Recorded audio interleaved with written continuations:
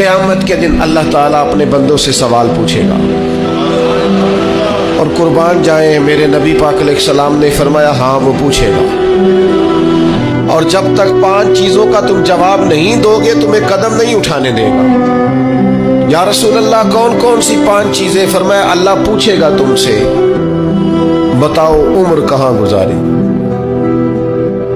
بولو میں نے زندگی دی، صحت دی، عافیت دی، کہاں کہاں بتا کے آئے وقت۔ اور اسی پر دوسرا سوال یہ کرے گا مالک کہ عمر کا بہترین حصہ تھا جوانی کا، جب تھکاوٹیں نہیں ہوتی تھی، جب کھڑا رہا جا سکتا تھا، محنت مشقت جد و جہد ہو سکتی، وہ بہترین حصہ جوانی کا کہاں گزارا۔ تیسرا سوال مالک کرے گا بتاؤ نا مال کہاں سے کمایا۔